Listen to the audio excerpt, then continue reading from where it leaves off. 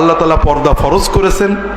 পর্দা আপনার দুনিয়ার নিয়ামত এবং জান্নাতে যাওয়ার পথ, এটা সুন্নত নফল নয়, আল্লাহ কোরআনে ফরজ করেছেন। আমরা সবাই চেষ্টা করব নিজেদের পর্দাগুলোকে রক্ষা করার।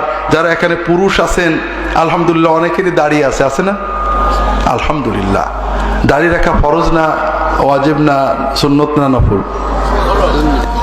দাড়ি রাখা ওয়াজিব, সুন্নত সুন্নত মানে ওয়াজিব সুন্নত।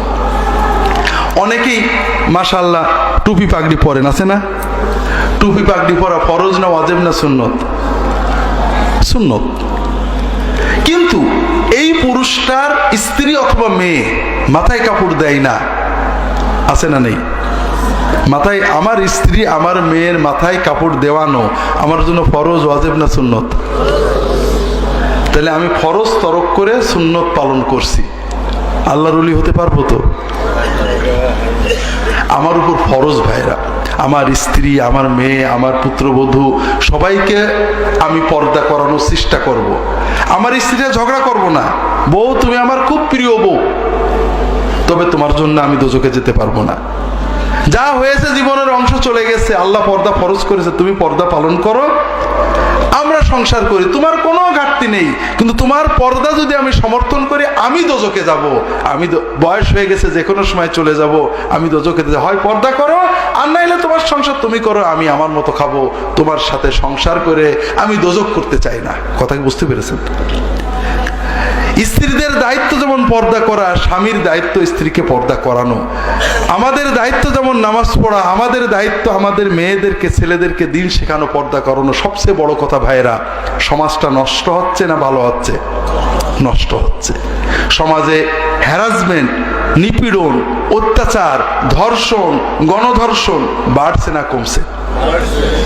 মাদকতা ইত্যাদি বাড়ছে না কমছে?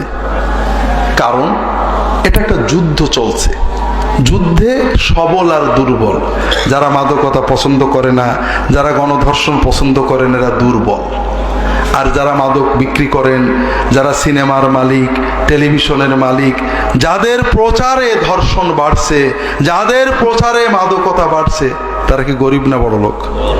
দুর্বল না শক্তিশালী? শক্তিশালী। বিশ্বটা এখন নিয়ন্ত্রণ করছেন সামাজিক সাম্রাজ্যবাদী শক্তিগুলো, যাদের বাণিজ্যিক সাম্রাজ্যবাদী শক্তিগুলো, যারা টাকা শুষে নিচ্ছেন, বিলিয়ন বিলিয়ন টাকা। কে মরল কে বাঁচল কিছু আসা যায় না। অসম যুদ্ধ। আমরা পারবো না।